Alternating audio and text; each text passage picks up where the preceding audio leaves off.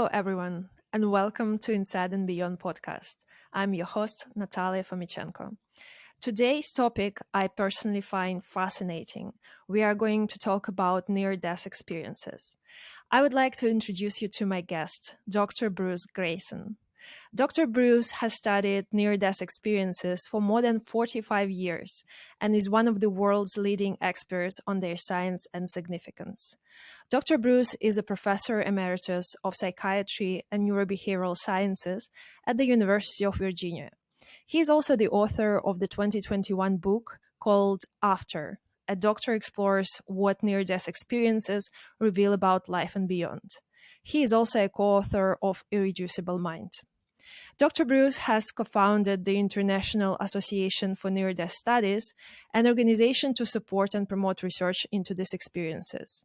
For 27 years, he edited the Journal of Near-Death Studies, the only journal dedicated to near-death research.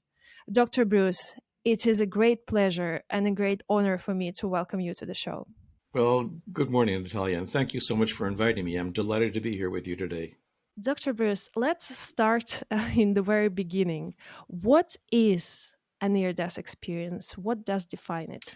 Near-death experiences are profound subjective experiences that many people have when they come close to death or, in fact, are pronounced dead. They have Mhm. very unusual features to them that are hard to explain in terms of a scientific perspective, such as a sense of leaving the physical body, Mhm. reviewing your entire life in a matter of seconds, encountering other entities such as deceased loved ones or spiritual beings such as deities, feeling an overwhelming sense of peace and well-being, and then finally Mhm. returning to the body. How did you start doing this? Was it that you had experience yourself or something else? Now, I had gone through college and medical school with a materialistic mindset that the physical world is all there is. And then when I started my psychiatric training, I started meeting patients who were describing what we now call near-death experiences. We didn't have a name for it then, but leaving their bodies when they were close to death and seeing deceased loved ones and so forth. And since these were psychiatric patients, I assumed these Yeah. were hallucinations and they weren't real. I couldn't make any sense of them. And then years later, when Raymond Moody published a book in 1975 called Life After Life, he described near-death experiences and gave us that name to use for them. And he described hundreds of people all over the world who were not psychiatric patients having these same Mhm. types of experiences. So I thought, well, as a scientist, my job is not to run away from these things that I can't understand, but to Yeah. try to figure them out. So I started collecting cases of my own and trying to understand what's Mhm. causing these things. And I collected thousands of cases, and now 50 years later, I'm still trying to understand what's going Mhm. on here. I've heard Um, that you had this experience with the patient that was able to see and hear everything that was happening. in one of my first weeks as an intern, I was seeing a patient in the emergency room who was had overdose, and she was unconscious, so she Mhm. couldn't talk. But her roommate had brought her in, and I talked to the roommate in a separate room about 50 yards away, and got a lot of information from the roommate. Um, when the call came in to see her, I was in the cafeteria eating my dinner, and the call startled me, and I spilled some spaghetti sauce on my tie. So I put on a white lab coat to cover it up so no one would see the stain. And when I was talking to the roommate, it was very hot in that room. So I opened my coat to Mhm. get a little air, and I exposed the stain a little bit. Um, but no one saw that except the roommate, because I closed it back up again as soon as we finished. Uh, the patient herself never regained consciousness that day, but when I saw her the next morning, I introduced myself, and she said, "Well, I remember you from last night." And I said, "Well, how can that be? You know, Yeah. you were unconscious." She said, "Not in my room. I saw you talking to my roommate down the hall." And she started telling me about the conversation with the roommate, and I just didn't know what to make of that. And then she finally said, "And I saw the red stain on your tie." And that just stunned me. I couldn't make any sense of Wow. that at all. But I was a young kid then. I didn't know what I was doing. I certainly didn't know about near-death experiences. So I couldn't make any sense of it. So I just filed it away. I didn't know how to ask her more questions about it. I didn't know anything about near-death experiences. So I don't regard that as proof of anything. It's just sort of proof of how startling these things were to me. I was actually kind of frightened by Yeah, this of experience. course you are. And they definitely had profound impact on you since you've been doing Yes. this work for so many years. I would be curious to understand what happens with the brain, I would assume, of a person who is having this experience. I also understand that it's difficult probably to measure this exact moment because, it doesn't happen for a long time. But are there any studies that shed some light on what exactly happens in the brain?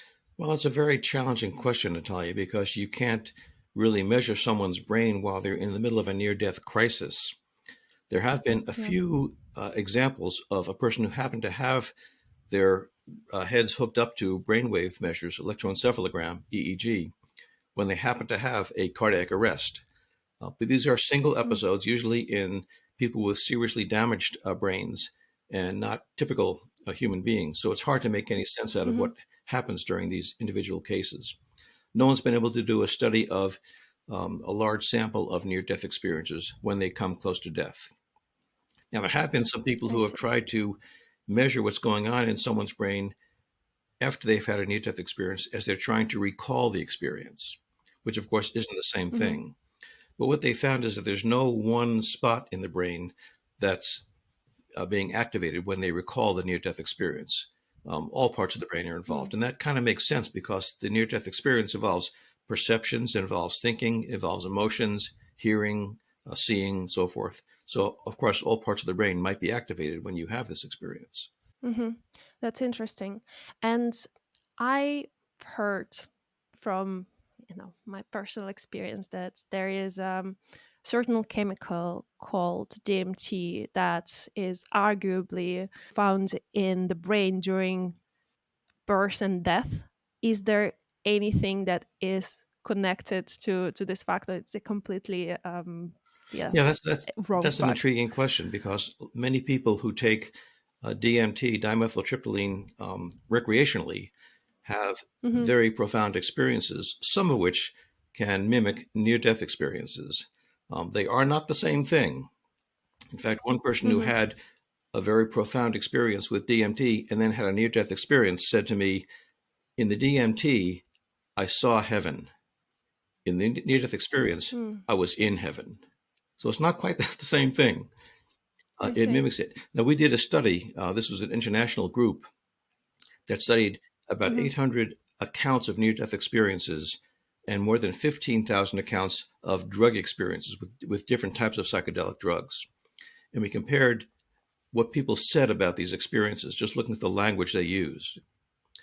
And the drug that came closest to near death experiences was not, in fact, DMT, it was ketamine, which is an anesthetic. Hmm. The second most Interesting. common was psilocybin. Um, Now, DMT was one of the top five, but of the top five, they all work by different mechanisms in the brain using different neurotransmitters. So it doesn't really tell us anything about the mechanism of the near death experience. They just say that these drugs, um, something about their action in the brain, can mimic a near death experience. Mm, interesting. That's very interesting. And then also continuing on the topic of connection of the brain and experience itself, from what I can assume when you are having near death experience, you might be drugged, for instance, or your brain might be lacking oxygen as well, but at the same time it doesn't prevent the clarity of Right. the experience itself. So it almost supposed to inhibit it, but it actually does the opposite. How would you explain that, if I'm correct, if my Yes, assumption is you are correct? correct. And that's very confusing because these experiences sound like they're hallucinations, like they're very active brain going out of control. And in fact, it seems to be just the opposite. That when the brain is shutting down, like when you are having a cardiac arrest and there's no oxygen going to the brain, Hmm. you have the most elaborate and vivid experience of your life, which shouldn't happen. Now, this is not the only example of something that has a vivid experience when you have less brain activity. We've been doing some neuroimaging studies of people on psychedelic drugs for the past 20 years. And we used to think that these drugs act by activating the brain, by stimulating it to hallucinate. But what these studies show instead is that when you take these drugs, when you have a very elaborate spiritual experience with them, that's associated with a decrease in brain activity, not an increase. So again, it seems like Mm. getting the brain out of the way allows the mind to flourish and to experience all these things. Oh, wow. So that brings me basically to the next question, that the brain and the mind is not the same Yeah, thing. And the brain is rather an inhibitor or a filter of some sort of what mind is capable of. right, right. I was raised in a scientific household in a scientific culture, so I was taught that the mind is what the brain does, and all our thoughts and feelings were created by the brain. And these experiences are not really explained by that model. But that's not the only model. In fact, Hippocrates, the Greek physician, said 2,000 years ago that the brain is the messenger or interpreter of the mind. And that Hmm. thread has been common in neuroscience for the past 2,000 years as a minority opinion, of course. But Hmm. the idea is that there's a mind somewhere out there, I have no idea where, and what the brain Hmm. does is receive signals from the mind and then filter out some of them and just let some of them in so the body can function. Kind of the way a television set will Hmm. select Radio. from all the channels that are out there and filter all those out except one that you want to listen to or watch, and it'll convert those electromagnetic waves into a signal you can see and hear. And without the television set, Wow. you wouldn't be able to see the show, but it's still there. You just can't see it. Hmm. Now, the idea is that the brain does the same thing. That makes sense because Hmm. the brain evolved, as all our physical organs do, to help us survive in the physical world. So it makes sense that it lets in only those stimulations that are relevant to finding food and shelter and an appropriate mate and avoiding predators and poisons. And it filters out anything that's irrelevant to that, like spiritual things, like seeing deceased loved ones or seeing deities. Those aren't helpful in surviving in the physical world. So the brain filters those out. And it's only when the brain Hmm. is going offline, so to speak, when it stops filtering, that we see all these things that are in the spiritual realm. Yeah. So it's either not necessary for immediate survival, or it might just not be necessary for the purpose of the physical experience, which we call life, so to Right. say. Right. And then it appears only when it is determined by some reason to be Yes, meaningful in some way. exactly. That's interesting. Which also leaves me with an idea that if only we were able to control this, remote switch on this television, and are we going to ever be able to control it, or not? Because the Yeah. capability seems to be there. Well, this may be the link to psychedelic drugs like DMT, that the way these drugs may act is by reducing the filtering ability of the brain. That doesn't mean it's Hmm. going to give you a near death experience, but it suggests that it may allow you to have a near death experience. It may get the brain out of the Yeah. way so you can have one. Yeah, from my research, I know that there is default mode Yes, network, the area of the brain that is precisely being switched off, so yes, that, from what I understand, the information that we get from sensory organs, visual, auditory information, just comes into the brain sort of unfiltered, and therefore we can hear colors or yeah, do something other than normal perception. right. The default mode network is responsible for our sensation of being an ego, of being a separate individual, separate from the rest of the Yeah. universe. And if that gets shut down or even minimized, then you have the sense of being part of everything else in the universe. And this is what people in near death experiences and other mystical experiences report, that they're part of something greater than themselves. They're not separate from the rest of the universe. Do you think it's helpful? And if it is, how is it helpful? Well, people who come back from a near death experience almost universally say they are totally transformed by the experience. And one way is that they are no longer afraid of death. They've been there and they Hmm. feel like there's nothing to be afraid of there. And that changes their lives. If they're not afraid of dying, then paradoxically, they're not afraid of living either. They're not afraid of taking chances Mm, and, you know, jumping in with both feet and enjoying it to the fullest because there's nothing to lose if you make a mistake. You just, if the worst that happens is that you die, that's great. Um, so they yeah. enjoy life much more. But they also come back with this feeling of being connected to everybody else. and that makes them much more compassionate and loving towards other people as well. You know, we have almost every religion on earth has this precept that you should treat other people the way you want to be treated. But for near-death experiencers, it's no longer a guideline we're supposed to follow. They experienced it as a law of nature in their near-death Yeah. experiences. So they come back saying, well, this is the way it is. If I hurt somebody else, I'm hurting myself. And if I'm helping someone else, I'm Yeah. helping myself. And that changes their life forever after. Yeah, that's super interesting. And it kind of makes me thinking that, the paradox that you've pointed out, that if you're not afraid of dying, you're not Yes. afraid of living, which also makes me think that if you're afraid of dying, you're also afraid of living Well, in a that's way. true. You become much more cautious and you don't take risks and you kind of shut yourself off from a lot of possible experiences. Yeah. And more on this side, if you're not afraid of dying, meaning that death is not something where everything ends, which is supposedly something that the near-death experiencers learn. Would you call yourself spiritual? What is spirituality for you? That's a great question. Because when near death experiencers talk about being more spiritual, they don't talk about being Hmm. more religious. They talk about it in terms of feeling more connected to other people, to animals, to nature, to the divine. And it's a sense of being part of something much greater than ourselves, much greater than the physical world. And that's kind of what they mean by being Hmm. more spiritual, not tied to the physical Yeah. world. And that's exactly the objective of the podcast, to somehow bridge science and spirituality to show that they are not incompatible. They are actually sometimes two sides of the same coin in some way. And science just Right. might want to catch up still a little bit. And and the spiritual is both inside and Yeah, beyond. exactly. Exactly. Hence the name. Just coming back to the experiences themselves, you mentioned that there are certain traits that, most commonly Yes. appear throughout the time that you've researched it. And maybe you could give us some particularly interesting examples that are also common in near death Right, right. experiences. Well, the most common thing is this overwhelming sense of peace and well being. And people who Yeah. were approaching death, often with great pain or great fear, suddenly become overwhelmed by the sense of being loved and accepted and feeling good. And they have a sense that Hmm. there's nothing to be afraid of, that no matter what happens, it's going to be good. And that Yeah. pervades the whole experience for most people.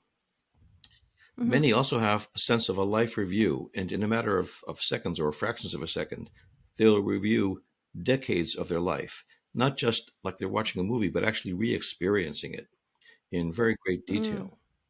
And for many of these people, they experience it not only through their own eyes, but also through the eyes of other people involved in the experience. And let me How give could you an it be? example of this. Uh, Tom was in his 30s when he was working underneath a truck, and Hmm. the truck fell down and crushed his chest. And he lost Hmm. oxygen, and he had a very elaborate near death experience with many different parts of it. But one part was a very detailed life review. And he remembered as Hmm. a teenager driving down a street with his truck, and a drunk man walked in front of the truck, and he had to jam on his brakes to avoid hitting him. And he was furious that this man almost dented his truck. So he Hmm. rolled down the window to his truck and started shouting at the man. And the man, being quite Okay. intoxicated, reached his hand in the window and slapped Tom across the face. And that was Mm. too much for this hot headed teenager. So he got out of the truck and started beating the man up and left him bloodied on the median strip, and then got in his truck and drove away. Now, before he had his near death experience, Tom couldn't have told you how many times he hit the man. But in the experience, he felt all 32 blows of Tom's fist on his face. He felt his No own way. perspective. He felt the rage and the adrenaline rush of being a teenager, but he also felt what was going on in the other man's mind. The humiliation of being beaten up by this teenager, the 32 blows, his nose getting bloody, his teeth going through his lower lip. And he came back from that experience realizing that this man is the same as I am. There's no boundary here. And what this man experienced, what I did to him, I did to myself as well. And this is typical of what Wow. near death experiencers say. They come back saying, I know that I'm part of the divine, but so are you. And so is everyone else on this planet. And they come back just totally changed by that. Yeah, I can totally Yeah. imagine. Another experience They, that often happens is a yeah. sense of leaving the physical body. And in some Hmm. cases, we can say, oh, that's just imagination. But often they Yeah. can report accurately seeing and hearing things that they couldn't possibly have guessed. For example, one fellow I knew who was in his mid 50s, he had um, a, a crushing chest pain, got himself to the emergency room, and he had four of the arteries going to his heart blocked, and he had to have emergency cardiac bypass surgery. And he Hmm. said that in the middle of the operation, he left his body, rose up above it, and he looked down, and he saw his surgeon flapping his arms like he was trying to fly. When he Really. told me this, I've been a doctor for about 30 years, and I just couldn't imagine any doctor doing this. I'd never seen this. You don't see doctors on television doing that. So I assumed Hmm. that he must have been hallucinating, maybe from the anesthesia he was given. Hmm. But he insisted, no, this is what I saw. So, with his permission, I talked to the surgeon and asked him about this. The surgeon Hmm. said, yes, I did do that. He said, Really. he trained to be a surgeon in Japan, and he Hmm. developed this unique habit.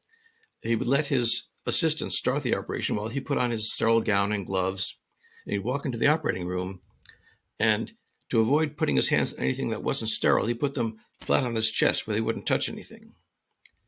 And then to Hmm. point things out to his assistants, he didn't want to risk touching things with his fingers, so he used his elbows to point things out. And Ah, he'd never seen an American that's doctor so do this, funny. but he did it all the time. Uh, yeah. Wow.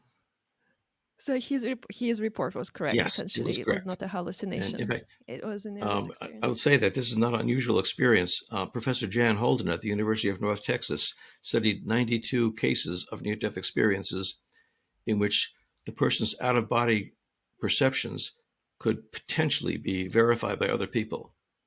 And she found that in Hmm. 92% of them, they were entirely accurate. In 6%, they Oh were wow. mostly accurate, but had some inaccuracies. And only 1% was wrong. So the vast Hmm. majority of these out of body perceptions are totally accurate. Wow, this is incredible. And that's a lot to Yeah. take. And it almost seems like, when the brain is switched off and our mind wanders, we have access to the common minds, to the Yes. mind of everyone's, and during, different times, not necessarily during the moment of near death experience, like it was in your example with the surgery, but also in the moments, the significant moments of our lives before. Almost like the information database, if you Yeah. want, of every feeling, every event, every action that happens. That's Yeah. fascinating.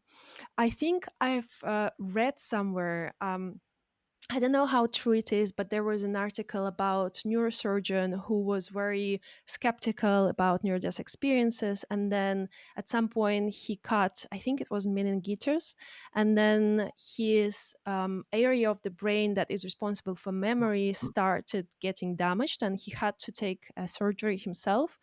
And during this surgery, he apparently had a near-death experience when he reconnected with some deceased ones, and he had other things happening. But then when he came back to earth, let's call it this way, he was completely recovered despite the damage in his memory Mm. region, which almost to me meant that this information out there can be just downloaded to the hard drive, if you want, which is our brain here locally. And even despite the damage to this hard drive, if the channel with the cloud system or database exists, then it's all okay. What do you Yeah. think about Yeah. this? Yeah. That was Dr. Eben Alexander, a neurosurgeon. Um, Yeah. and he didn't have surgery himself. He was in this deep coma from the a rare bacterial meningitis. And Hmm. he was brought to the emergency room in the early morning in a coma. And they did a CAT scan imaging his brain, and you could really not see the outlines of the brain. His head was so filled with pus from the infection that you couldn't make out any of the Hmm. structure of the brain. Mm-hmm. This is a rare bacterial infection. It's very unusual in adults, and the survival rate is about 1%. So the Mm-hmm. doctors didn't do much for him because they thought, well, this is a dead man. Even if he survives, he'll never be able to walk and talk and function again. So they Mm-hmm. just tried to keep him alive. And he was in the coma for 6 days. And during that time, he had a very elaborate near death experience in which he encountered this woman he had never seen before, um, Oh, and okay. who was kind of a guide for him. He also Mm. saw several things going on around his body lying in the hospital bed that he later reported, and it turned out they were all completely true. And because he was uh, describing specific events, you could tell exactly when he was having these perceptions because they only happened at one time. And during the time he had those perceptions, the nurse's notes were recording that he was in a very deep coma and couldn't possibly have had his brain functioning in any way. It Mm-hmm. turns out that Eben Alexander was adopted as an infant by the Alexander family. And decades later, he met the family that was his birth parents. And they had had several Mm. children, one of whom was a woman who had died in a car accident a couple of years before his near death experience. And when he saw a photograph Mm. of her, he said, "That's the woman from my near death experience." Now, Oh, of course, wow. we have no way of verifying that. We only have his say that that was the woman. But that's another example of seeing someone in your near death experience who was dead, but you didn't know was dead. In fact, you didn't even know she existed. Wow. This is crazy. This is really like an information database and clouds all over. This is amazing. And in the examples that we've discussed, it was more about information of the current life, if you want, regardless of the moment. It Mhm. can be, the moment of near death experience itself or earlier in the years. Is there any evidence or reports of the same happening for past lives, if I dare bring this here, or future? Yes, in fact, there's some evidence for both, not a lot, but there are occasional Hmm. people who say that in their life review, they also reviewed things that happened in a past life. And usually Mm, those are things that we can't verify um, of course. because they dealt with we don't a time we don't really know it was, and they say, well, I was a farmer in Wales in the 1600s, and we can't do a whole lot to Yeah, verify that. yeah, But of one course. person who I know had a near-death experience in which he remembered being shot down over the Pacific during World War II, and he knew the type of airplane. He knew the first name of a person who was in that plane with he was supposed to be was, and he knew Hmm. the date that it happened. And when he came back from his near-death experience, his daughter looked up the records, and she found that on that particular date, there was only one pilot of that type of airplane that was shot down and had the same first name that he had remembered. So that's Mm, very tempting to say, well, he was obviously remembering this past life. But, as you suggested before, he might have been just getting information from the cloud, from some database in the hmm. cloud, not from his own personal life. We have no way of verifying Hmm. that. Yeah, that's a tricky part. You cannot really verify Yeah, paranormal things because they come from your subjective reality as opposed to objective reality, which normal yeah, science operates in, yeah. and it's very difficult. Um, from what I understand, near death experiences happen to people who are not necessarily of age, but longer in life. Do they also happen to children or teenagers? And if they do, is there, have you ever heard of any possibility of, a kid or teenager remembering something about past life for this matter? Uh, Not past life. We do have lots of experiences told to us by teenagers and many by children as well. Some people have studied, particularly Mm, children who have near death experiences. And they okay. don't often report past lives. They sometimes report visions of what's going to happen to them in the future that later come true. Again, many times we can't confirm them. They will tell us after the event came true, they will tell us, yes, I saw this in my near death experience. And we don't have a way of verifying if they actually did or whether they just retroactively made that up. But we have some Mm-hmm. cases where the child's statements were written down before the predictions came true. Let me give you an example of this. This is a fellow who Mm-hmm. was a young child in England during World War II, during the Blitz, and he Yep. was hospitalized with pneumonia and had a near-death experience in which he saw himself as an adult sitting in a padded chair in a living room, and his son and daughter were playing on the floor in front of him, and he heard his wife in the kitchen making dinner, and Mm-hmm. he saw something in front of him that he didn't recognize, and it was against the far wall, and he didn't know what it was. So his parents wrote all this down because they were fascinated by this. Um, and then many decades later, he was living in California and sitting in his easy chair in his living room and suddenly realized this is the scene from my near death experience. And his children were sitting in Mm. front of him playing, and his wife was in the kitchen making dinner. Yeah. And in front of him was a television set, which they didn't have in England in the war during the war. Ah. And so he didn't know what it Wow. was. Um, so we have a few Wow, examples of this is that, very interesting. detailed, that came true exactly the way the person predicted they would. Yeah.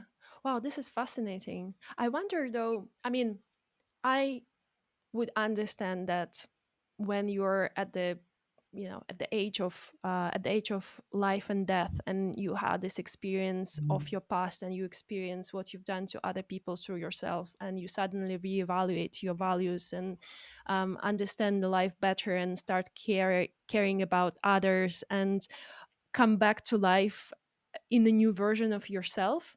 I would understand that more than having an experience about the future early in life without clear meaning as to Yes. why this experience have occurred. Yeah. Yeah. These experiences Yeah. are very troubling sometimes to children because they come back Hmm. feeling that the usual things children do don't have any meaning for them anymore. They Hmm. tend to think about the grander issues in life, the things that only adults think of, and they often have Hmm. trouble fitting in with their peers. Hmm. Have you tracked those patients to adult life? Have they done something significant in life? I have. Um, they don't become world leaders, but they do things that uh, anyone who is spiritual minded would say are significant in life. They can become Hmm. very kind, generous people. They tend to go into helping professions like healthcare or social work or teaching or clergy. Um, they don't Hmm. become cutthroat businessmen, and they don't become violent people. They just become good Hmm. people. Yeah. Yeah.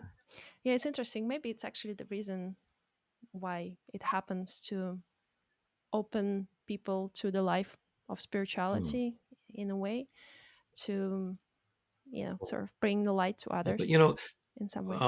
most people who have spiritual experiences and then open them up to this other way of living do it intentionally through some religious ritual or spiritual ritual, by prayer or meditation or some other practice, psychedelic drugs sometimes. Hmm. But they're doing it intentionally. Yeah. They want to change something. But a near death experience comes when you're not looking for it and often not wanting Of it. course. And you suddenly have Yeah. these totally different values of what you want to do with your life. And that can be very difficult to Hmm. deal with. It can be very difficult for your Yeah. family to deal with. All of a sudden, you have this tremendous transformation, and your spouse and your children don't understand why you're different all of a sudden. That can be very Hmm. difficult to deal with. Yeah, of course, of course. Maybe it's part of the higher plan that Mm. our ego does not necessarily comprehend. And on this note, I'm also a big fan of Oliver Sacks' work, and he once mentioned that he had a patient that was struck by Mm. lightning, and he apparently had a near-death experience during that, after which he has discovered a passion for Uh-huh. music in himself, which has become so overwhelming that he didn't do basically anything but just playing the music and playing the piano, and his family went crazy with him, and they even end up divorced with his wife, but then they got back together. But it's just to illustrate how profound the Yes, change can be after near this yes, experience. yes. I know that fellow. That was Tony Sikori, who was an orthopedic surgeon who had no particular Hmm. interest in music. and he was struck by lightning. He was talking on a telephone outside, and a thunderstorm came up, and the lightning went through the telephone and struck him. And he Mm-hmm. came out of Yeah, that exactly. totally transformed and sort of obsessed with music, and started writing music. And he didn't know how to read or write music. He started writing Mm-hmm. symphonies, and he just became a musician rather than a surgeon after this. Yeah, this is crazy. How do you know about all of them? Were they all your patients No, in no, no. some part of your life? No? They approach me when they see something that I've done or said. And for example, the people who watch this podcast will contact me and say, "Let me tell you about my experience." Uh, Hmm. That's a good yeah, job you have. I it's should have interesting. thought Yes. better in the beginning of my life. Thank you so much, Bruce. It was such an interesting conversation. Is there anything else that you would like to share with our listeners? Maybe something that you haven't shared before, or something that you feel would be important for them to know based on the research that you've done? Well, I think it's important for everyone to know that these are not rare experiences. Studies done Hmm. in the U.S., in the UK, and Germany have shown that about 5% of the general population has had a near-death experience. That's one in every 20 people. So someone in your workplace, in your Yeah. classroom, in your family has probably had a near-death experience. And I Oh, also think wow. it's important to realize that these are not associated with mental illness in any way. They're they're experiences that happen to normal people in abnormal circumstances. But they can happen to anybody. And they have profound after effects, both positive and negative, that need to be addressed. And finally, I think it's important to realize that these raise serious questions about whether the mind can function outside the brain. And if that's true during Yeah. life, that suggests it might be able to do that after the brain dies as well, leaving open the possibility that we have an eternal life. Yeah. That's exciting, beautiful, and very powerful. And yeah, I always wanted to be a person experiencing this thing, but I don't think it works this way. You're still um, young. yeah, well, let's see. Let's see. But it's interesting to put things into perspective that, literally one person in your classroom or Yeah, in your yeah, workroom can have this. It's crazy. Thank you so much, Dr. Bruce. It was such an amazing conversation. I'm so happy I've met yes. you. And thank you for sharing about this interesting topic. Thank you for all your work. Really, really Thank you, appreciate it. Natalia. It's been a pleasure talking with you.